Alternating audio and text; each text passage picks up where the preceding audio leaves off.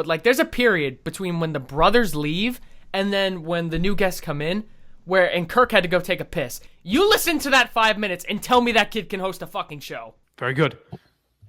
And Red from Maine in as well. Yes. What's going on, buddy? Like he just goes around and he goes, all right, what's your name? What are you here for? And he just lets some guests talk who have no fucking broadcast skills at all. Are they full lines? They loaded up? All right. So you didn't have a problem with the Menor show at all? The only problem I had with it is how he kept like making it really so sad and always asking like super, super personal shit about Kirk's life. Like it took him a while. Those are actually the only questions I like. I mean, they were good, but I wanted to hear more show-related questions in some aspects. Well, that's what I don't understand is why Kirk does a round tour of shows on the YouTube channel, and every fucking one is, instead of it being an actual show, it's an interview. And Steve said it's not supposed to be an interview.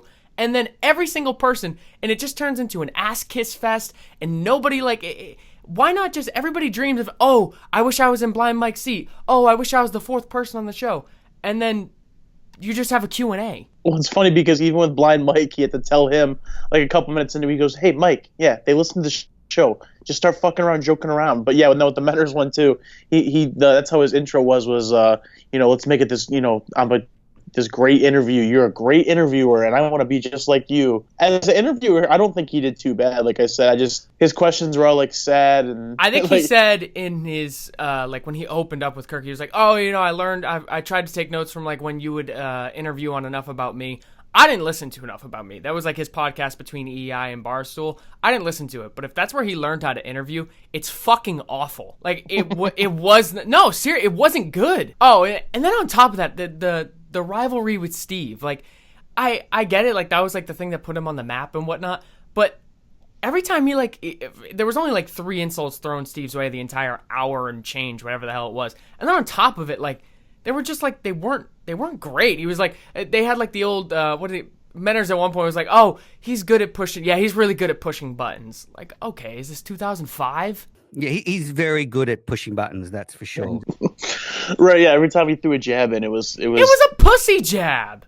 Yeah, it was not horrible. And that's the thing, like, I've heard Menors talk, like, a couple times, like, when they played clips on the show, everyone talks about how much this guy's, funny for shitting on Steve, and you didn't hear any of it. Yeah, I guess, I don't want to get personal, but, like, people are fucking ugly, man. Like, Jesus.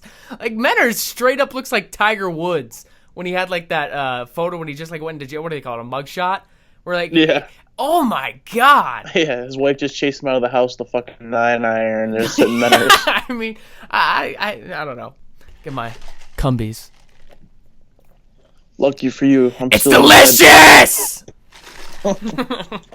We need a coffee sponsor. What I found odd, too, is, like, obviously, it was an interview format. And he finally said something at one point. I don't remember what it was. I'll probably lay a clip over it. He had said something that actually made Kirk laugh, but then he immediately went back to some dumb canned question. Yeah, it was right near Schultz's farm or whatever it is, where they got that dumb fucking dog. All right, so let's go back a bit. Let's go back. Enough About Me style. It was like Blood Money. He was like, all right, let's not mucking about. Like, it made no sense. Like, you finally said something that got a reaction, and then he was like, all right, now back to these questions. So, like, you almost committed suicide. Tell us why. Like, when are you going to host a show with Jerry again? Like, I don't... Jokes around and goes, so when you entered McLean, were the walls white? Yeah, like, was the room? I don't get it. Instead of doing a Q&A, first off, Mayo did that. And Mayo did a great job. He was one of the only, I think, podcasts that Kirk went on so far that I thought was actually good. Yeah, and, like, if I was sitting there hosting Kirk, I'd try and make it a comedy fest. Just make it laugh and just literally bullshit. Like, you have one of the best guys from Boston radio the past 10 years. Huge impact in podcasting. And you sit him down and have a Q&A? Like, no offense. I was a huge Kirk Minihane guy, and I didn't listen to Enough About Me. Like, I'm not at the point where I ever want to go back and listen to them. Maybe it's just because I'm not an interview person. I don't find interviews that entertaining. I can understand doing, like, one Q&A, like, if you do the Andy Mayo one, you know what I mean? Well, yeah, that one made sense. Good. And as soon as he did that should have been fucking dibs. All right, I did it. That's enough. Right, and then each different show that he goes on should be something different. Or just try to make it like everybody is, oh, I can host a show, I can do this, I can do that. And then you get him on the show, and it just turns into, hey, Kirk, so, like, here's a question, what do you think? And it's the worst. I didn't learn a lot in broadcasting school, but what I did learn was, like, they say Ironically, you know what's funny? Oh God, I'm gonna get so much shit for this. You know, it was one of my teachers at CSB. Oh, Rich Keefe. who? Rich Keefe. He's the other guy with Dale and Keefe. Oh, Jesus. I actually like Keefe. He made one kid in my class cry. Was it Matt Shaker? No, it wasn't. It was this kid who like wanted to do like anime basically, and we had to do a sports write up one day, and the kid was like, "I just don't know how to talk about sports," and he like cried and left. I was like, Jesus. And he just basically said when you're interviewing somebody, the worst question and I think Kirk has said this before too. I don't want to put words in his mouth, but I'm pretty sure Kirk has said the worst question you can ask somebody is yada yada yada. What do you think? Because it's not a real question. No. Like, it's a lazy journalistic question. I shouldn't expect anybody on a YouTube show from a fucking podcast to be a real journalist. But, like, if you're going to turn it into an interview, be good at it. Kirk had a funny joke, too, because he was like, he tried, I don't want to say he tried to play, like, the woe is me or whatever, but he was like the whole, listen, I'm kind of rich, but, I did work through the summers. Like, okay, and every other kid worked every other day throughout school. Like, and at one point, he had said, I wanted somebody, and ideally it was supposed to be one of the interns, but they're not good or whatever, and I actually haven't even listened to an intern show. Have you listened to any intern shows or no? God, no. Yeah, okay. And he had basically said he wanted somebody to be able to be, I guess, what the equivalent would be to like a Reimer on EI, where he's like, I want there to be a fourth person. Ideally, this is like down the line, just like future planning to try to expand it. So he's like, what I'd want to do is put a fourth person there, and that person can just show up like twice a week, once an hour out of the 3-hour podcast and just fit right in. I would like to add another character on the show, if not on an everyday basis, as sort of a floating person who checks in, checks out, maybe does some stuff for us off-site, but can pop in once or twice a week for an hour and fit right in. That I would like. And he was like, eventually that could be like Mike's role or whatever. I guess what surprised me in that whole thing, and I guess the whole behind the scenes stuff, is like how much people shit on Steve. Kirk is very adamant that like Steve is like the hardest working guy he's ever been around. I mean, from what you hear on the show, I mean, I could see it. Like, it seems like he's going 24 hours a day. Yeah. But again, I think we had talked about on the first one we recorded, Mike can't even do that, because if he does, Dave just ruins his life. He had said Mike could eventually fall into that role if he doesn't actually think that like the drive is there, if like the talent doesn't expand, or if enough people are like he isn't cutting it. Now, could that be Mike if somebody else steps up? Definitely possible. Did you listen to Friday's show? Yes. So you heard Mike walk out at the end. Yeah. I thought that was I thought that was perfect.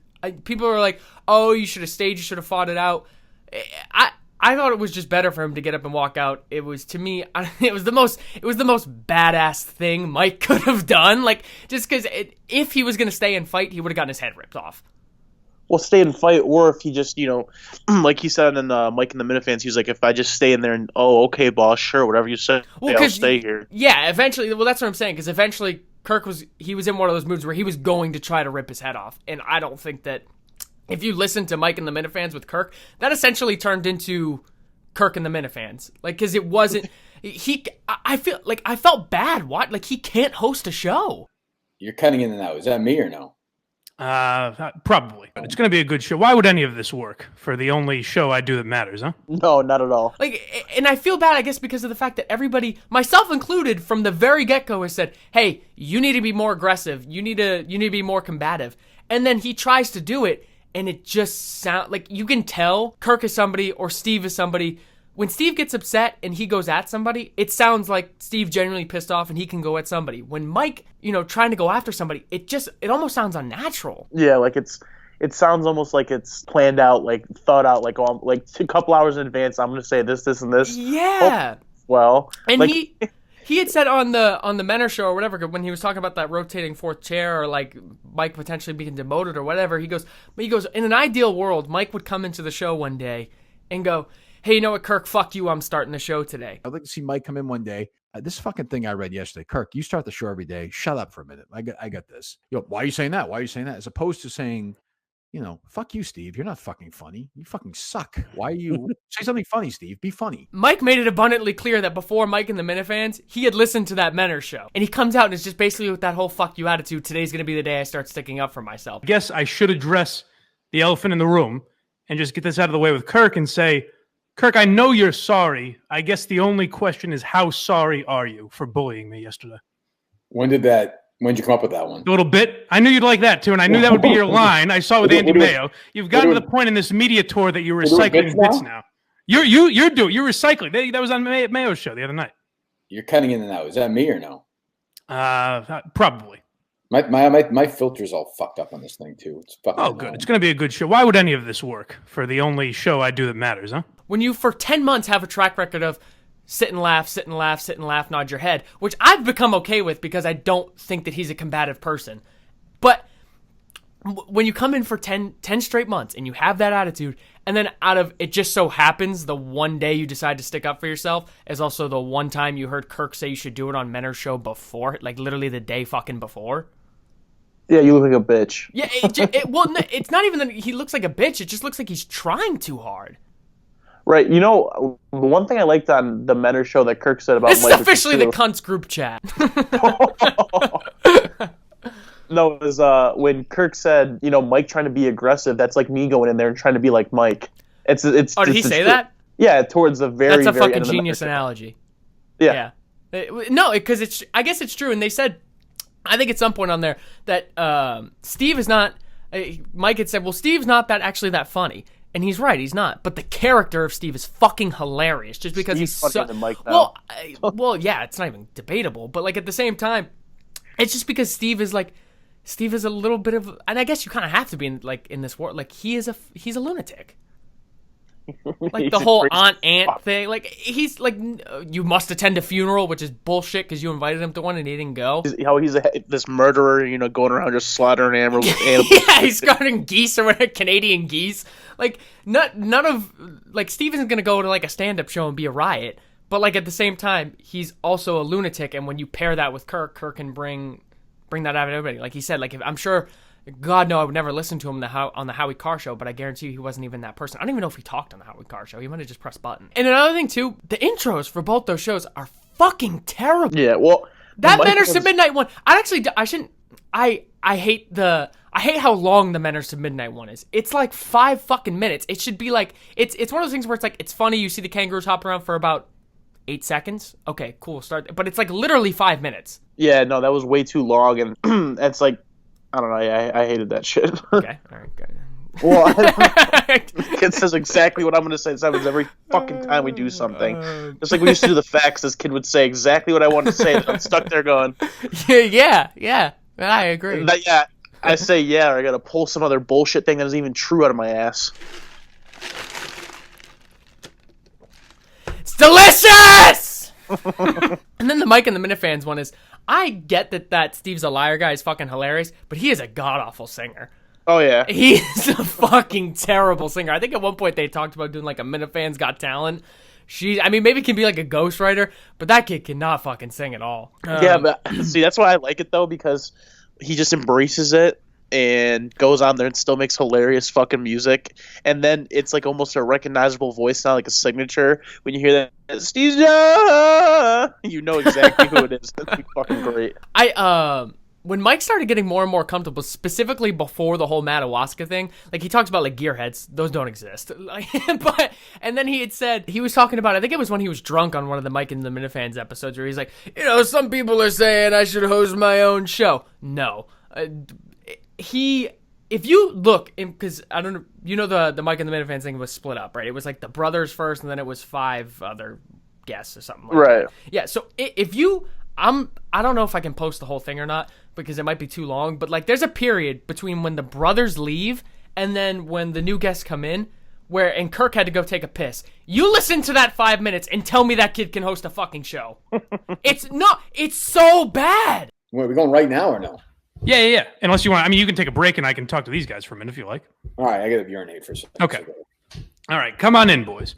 Matt always on the show, so I don't want to hear any complaints because this was requested by Kirk. But Matt, welcome back, my friend. Well, yeah, Kirk, confirmed my suspicions a couple minutes ago by letting us all know he reached out to you to have me on. I think I know exactly what it's about. So yes, I assume so. This should be fun. You're going to defend the interns? Is that what I hear? No, you may have heard wrong. Oh, okay, all right. Well, Maybe no, I'm not necessarily defending anybody. I was critical of Kirk, and he didn't take too kindly to that. So Gotcha. I'm here to have my head ripped off. And Ned Snark, you must be very excited, given what excited. Kirk was just saying about Jerry. And I thought he called me a fucking cunt. He called I think that was a joke, though. I think he meant mostly Jerry. Okay, yeah. No, I'll peel back from that. I'm just happy to be here. I dressed for the occasion for the king himself, so I want to make sure that everything is, okay and ready to go. Very good.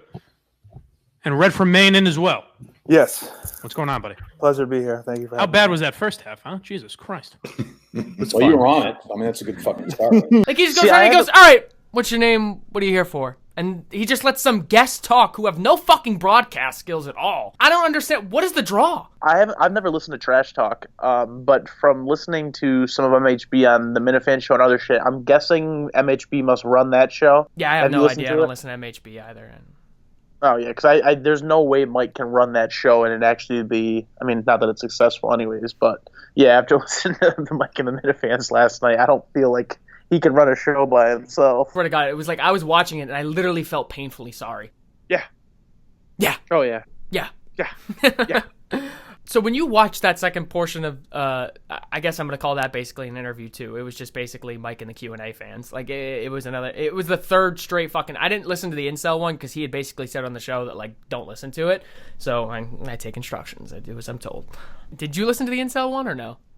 No. Yeah. Okay. When you watched that that second portion of the interview, did you? I think it was Matt from Providence. He sounded like he was gonna cry at some points. Like I don't know. Like he was like he came on and he was like he went at Kirk for like 5 minutes straight. Like and I agreed with what he was saying. He was like, oh, you shouldn't. He goes, you can't say, oh, you're gonna fire Nick. You're gonna fire Nick. Fuck this guy. He's fired. I don't care about the Instagram. And then pussy up as soon as you call the guy. I agree with that. But then like 5 minutes later, the guy literally looked like he has teary eyes, and he goes, "Listen, I know I'm gonna come on the show, and Kirk's gonna shit on me, and I don't want to be the dissenting opinion." Well, you just made a fucking argument for 5 minutes that you were. Now, you want to come on here and beat me up a little bit. I get it. I deserve it. I gave you a hard time. No dissenting voices. Right. Like he says, Kirk, don't be a tough guy, and then fucking back down when shit gets hard. And as soon as shit gets hard, the kid looked like he was gonna fucking cry. Did you give him a tissue or just let him sit there? All right. We're good. All right. What? We're good. All right. Goodbye, everybody. No. Okay. Like, is it or and? I guess going in along with that, I don't know anything about this whole doxing thing or whatever, but like, it does seem like people take this shit way too fucking seriously. Right. Like for all the shit I talked about Menners, if you really think I'm going to his restaurant page and leaving a 1-star review, that is a low of blows. Like, you are an absolute fucking dickhead if you do that. Oh, yeah, because that's the man's livelihood. Yeah, Fuck. like, that's, I mean, he cut out everybody else's livelihood that he employs, but, like, at the same time, like, that's not my place. No. If anything, I'm not making suggestions, but his coworkers should probably be the ones that are doing that. Like, this guy doesn't pay the bills. Yeah. Is Menners like an actual like radio host or something like that? Not like a podcast host because nobody listens, but like an actual like, because I thought he says like, he had said something to Kirk like, oh, he's like, oh yeah, I'm going to take these, I've learned from you, Kirk, to take these off-air conversations and bring them onto the air. First off, okay, rebel. And second, like, I don't even know if they have radio in Australia. Is he a radio host? Like, do you know anything about that? He hosts a cricket podcast, and then he produces a bunch of other podcasts, he always says. That's all I know. So he has no on-air experience? The cricket podcast. No on-air experience. That's not on-air experience. And Kirk was abundantly clear, and that's when I'll do that in a different like show or whatever. Kirk, for as much as Kirk goes at EEI or Kirk goes at people who are low-hanging fruit on the radio tree, he absolutely exposed the fact that he's like basically on the I think it was on the Menners one where he's like, oh, I had to for 8 years or whatever it was, I had to go in, eat the shit, talk sports, and once every 3 weeks say something controversial. It wasn't just like 4 straight hours of controversy every time he touched a microphone. No, he had to make it to the point where they couldn't get rid of him because I've always said nobody can go and be Kirk Minihane on the radio as a fucking rookie because you will get fired in an instant. Nobody can say to the equivalent of their Joe Zarbano, you're a gutless coward. Like if they say that, they're just going to call you into the office and go, okay, like you're a nobody. Goodbye. Right. That's he even talks about that, how he had to work his way up on nights for a while, doing the bullshit phone calls. Yeah, he hosted a show with Mutt on the weekend. Right. Like, I feel bad. It goes to show, like, Kirk was hosting the #1 morning show in Boston. They started doing weekends at the same time, and for the longest time, Mutt at night, making $40,000 a year. It just goes to show you. Steve, are they loaded up? Kirk, you don't have to ask. They will always be loaded up. Fuck. We've got 5,500 busy signals. And again, this goes back to, like, Mike was, again, he was trying to be assertive during his show, and he was trying to be like, there was a point where, like, people were all talking over each other or whatnot, or Matt from Providence wouldn't shut the fuck up as if anybody cares what he has to say anyway. He was just, like, going and going and going. And then that guy, Red from Maine or whatever, starts talking, and Matt was about to shut up anyway, and it was like, after Matt had already stopped talking, Mike goes, yeah, let Red talk. And Did you And want... me and John have. Go ahead. Did you want... yeah, like, let me put you in your place. This is my fucking show. And it was just like, it was like, hey, can you let Red talk for a minute? Yeah, let Red talk. Like, is it? And that's another thing. Does anybody really care what Red from Maine has to say anyway? Like, I don't. Shit, no one cares what Mike has to say, let alone Red from Maine. I understand Kirk is on, or Mike is on Kirk's show every day, so I understand, like, him just being like, oh, well, I could, just do another Barstool episode, basically, is what it would have been, and I understand that, like, he's like, well, I want to do something different than the show that we do on a day-to-day basis. But it would have been, and I think he tried to turn it into that, it was the perfect opportunity for Mike to host a show with Kirk Minihane, and what I mean by that is, if he actually thinks he has a legitimate career in broadcasting, which I don't think he actually believes he does, if he thinks he has a legitimate career in broadcasting, that is a time where you sit down with one of the most polarizing broadcast figures in America and you host the show. You fucking host it. And I understand he can't go at him, but, like... No, you can. No, he can't. No, he can't. Yeah, he can. No, because he tried to do it at the beginning of the show and it was terrible. Would not go at him like a bitch like that, like pre-planned, but, like, if you ask questions or Kirk says something bad, not being afraid to have balls, like, this is your one opportunity to actually do that without just being, you're still going to get obliterated, but at least you're the host and you can say the stupid shit that Kirk always says. You know what I mean? No, because then I think he's trying to be a wannabe. Then I think, like, what I think he should do is host his own show. It's obvious that Mike Geary's not Kirk Minihane. And what I mean by that is no shit in terms of a broadcast perspective, but I mean personality-wise, they're not the same fucking person. Yeah, I guess that's true. So what he should do is he should go in and turn it into, like, what is...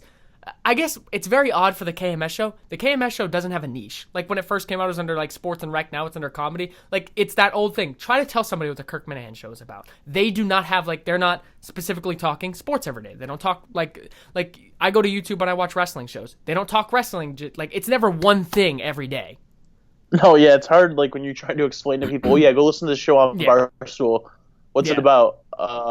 This guy, like, built a world and basically which is what makes it so impressive. But at the same time, Mike, I would presume is somebody who'd be better off with a niche, I should say. So if he had just went and hosted a comedy show, right? Because Mike is fucking in love with comedy, and, like, he's probably pretty knowledgeable on comedy. If he went in and if he had hosted a comedy show and just had Kirk as a guest, Kirk knows enough about, like, Kirk might not know stand-up comedians like Mike does, but he knows shows that he thinks are funny, like whether it's The Sopranos or, like, or like dumb movies. He goes and he says, like, oh, like, like those movies where you go and it's like the worst movie of all time, but it's funny because it's terrible. Yeah, because how bad you can go back and forth on something like that. Like, again, I don't want him to be Kirk in the fact of be controversial, be on the attack, but host a legitimate show and make it your own. Yeah, like your own niche. Talk about comedy, and then again, like, Kirk can bounce off it, because that's all he, like, if you're gonna host a show, your second person is just supposed to be somebody to bounce ideas off of.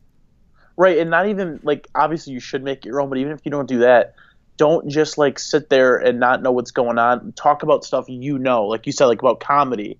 Like, that might be all he knows. Kirk, well, yeah, it seems like it. Like, obviously, for Kirk's standpoint, he doesn't want to talk sports, but, shit like that. Like, if whatever Mike is really... But even really knows sports, well. There are things about sports that I think Kirk finds interesting. Like, for example, like Kirk doesn't care. For example, he always says, oh, I don't care the 43-year-old is going to throw a ball somewhere else next season. But he does care about, like, and they talked about it on their podcast when it was out. He talked about how big of a piece of shit Antonio Brown is. He's talked about on EEI how big, like, a piece of shit Greg Hardy is.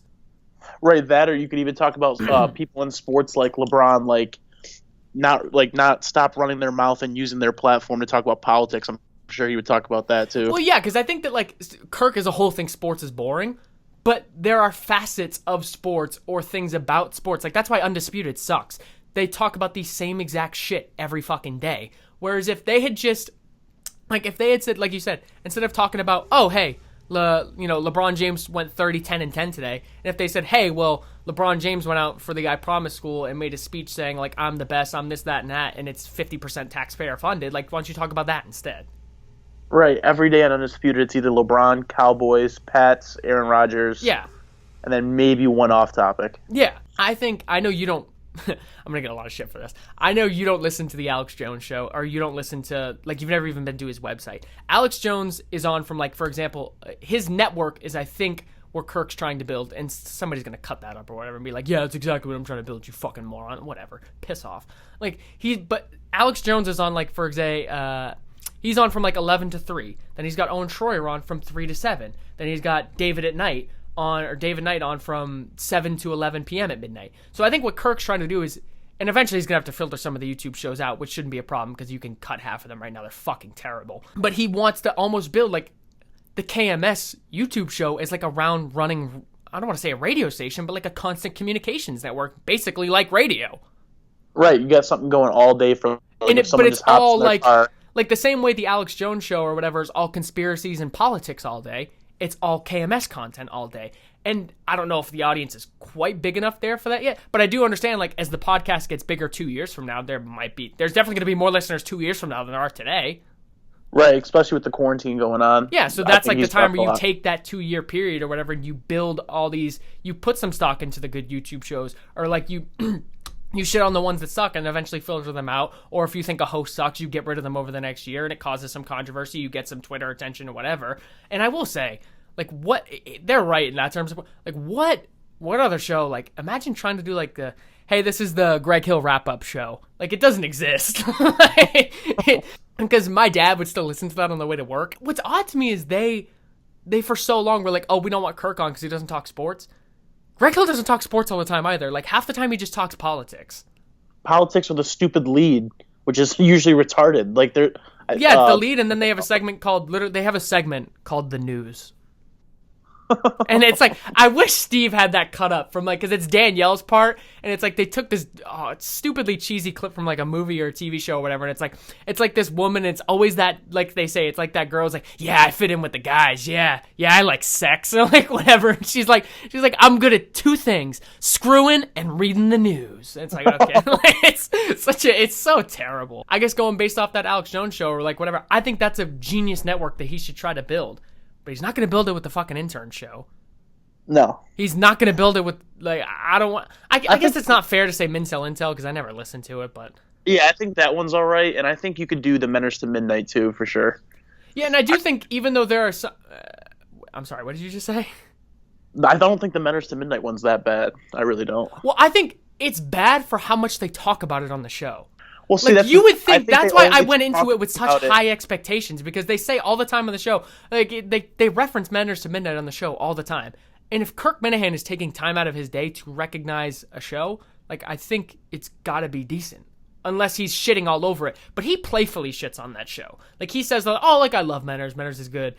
But like, so then when I go into it with expectations and it bombs and it's just enough about Steve, like, it was a letdown. Yeah, because it was just an interview and it was bad, but I think that is a bad representation of the show itself. Like, I still think, like, when they bring up the show, they bring it up so much because of the funny shit that happens on there, like him shitting on Steve, him not being able to see over a fucking desk. Yeah, no, it's hilarious. Yeah, no, it's great content. Him not paying his workers. I don't know. Like, I think Menors to Midnight could be on there with probably the incel guys. Or I guess what he could be doing is, I guess what I mean by that is, I guess the reason he could be talking about them is the same reason I just said a minute ago. He needs to try to build that, like, 7 to 10 and 10 to 3. Like, you know what I mean? He might be trying to build. And even if one day Menors is the equivalent of the 12 a.m. to 5 a.m. host on an overnight station, like in Utah, like, he's still gonna have, he's not gonna draw people to the YouTube channel if nobody's on it.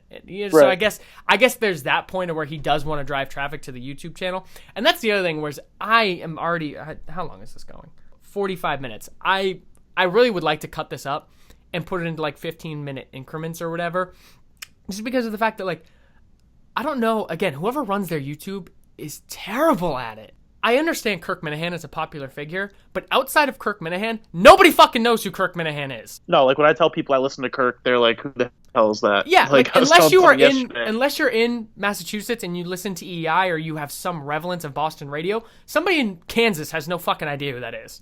Unless they've heard it through Barstool somehow of like Big Cat or one of them. But that's my point. So if you're trying to build a YouTube channel to expand an audience, which is bullshit that he says he doesn't care about, because he's always like, that was his thing. And that was why I thought Matt from Providence did a good job, because you say you don't care about the fucking Instagram, you say you don't care about it, but like, and then you don't hand down any punishment when the kid fucks up. Or like what? So if you don't care about it, which is a fucking lie, then that's one thing. But I think it's obvious he wants to expand, and at least on the other side, Steve wants to expand because he's a fucking greedy bastard and wants to make as much money as he can. So like, why are the titles like Mincel Intel? Who the fuck is gonna type that into a search bar? Like, who's gonna type "no one's listening" into a search bar? No, but that's my point. That wouldn't be the like that's the title of the show, but like that wouldn't be what I would call, like, when I uploaded the YouTube video, I wouldn't put "no one's listening." I'm just gonna tell you the classic way of how YouTube works in 2020. They put and okay, sweet. I'm listening. You should, because they should. I have my pencil and my notebook. Anything else? Okay. Okay. I mean, I'm just saying. I mean, they only have 5,000 subscribers, so they fucking should start listening. The channel should have 100,000 at least. There are people who like. There's a guy who I know who hosts a wrestling podcast who has a fucking 100,000 subscribers. Like, that's a baseline. No, like, so just say, for example, they uploaded a video to the YouTube channel, and it said, Kirk Minihane talks about suicide, right? The way you title that in 2020 on YouTube is you put, "I almost killed myself." And you put, like, all caps, exclamation points, and you put, like, a really wacky, cheesy thumbnail of Kirk by train tracks. That's what the interns should be doing. You don't just put a picture of them in fucking studio. Nobody knows who they are. Why is somebody going to click on that? Yeah, it's click. You got to make it clickbait nowadays. Oh, you took out your pencil and your fucking pad real quick, didn't you? Yeah.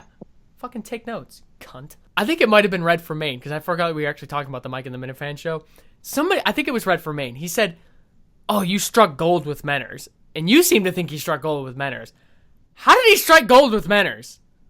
From a aspect of something on the YouTube channel, like you said, especially if you're trying to make it this thing of going all day, I just think it's someone who is decent enough on the mic to have on the YouTube channel for people that are up at like that late at night to listen to. It's content. There should also be like probably a consistent schedule. I don't know if there is one, and if there is one, they do a terrible job promoting it. They're like, "Oh, well, we have to focus on our own show and promoting our own show." I know Barstool's supposed to do that, but Barstool doesn't care, so you kind of have to take matters into your own hands.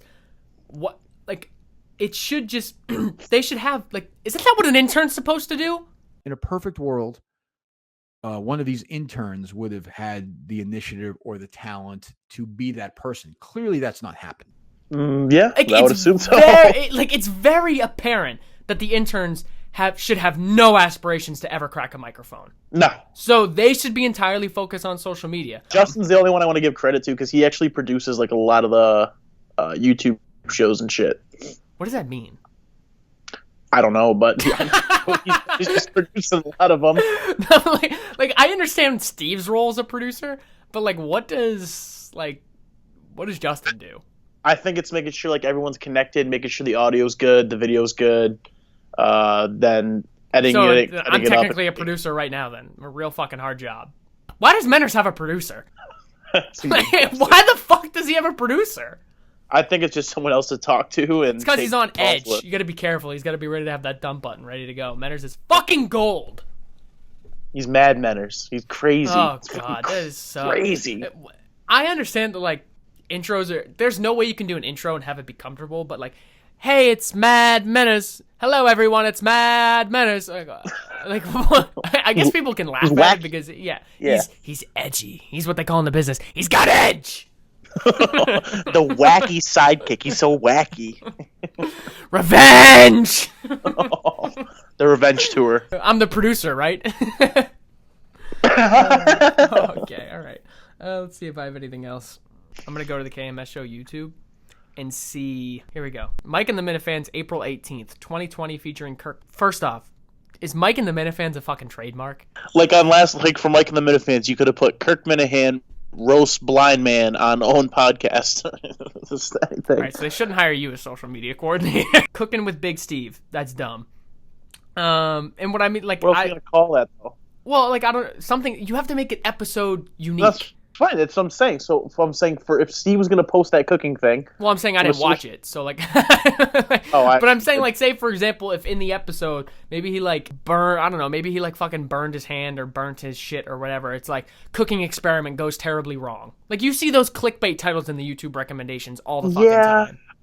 Yeah, I guess so, but... And even if they can't stomach the fact of doing it, they can shit on themselves for it. Yeah, but then you want it to be like cooking with Big Steve is the whole... Yeah, I guess so. Well, you can put that afterwards. Like, fucking... man burns his hand, 3rd degree burns. Cooking with Big Steve. Episode 6. Okay, this one. Kirk Minihane explains why Somerville Mayor Joe, whatever, and then it stops. The title's too long anyway. If you can't read the title within like the given context, then it's too long.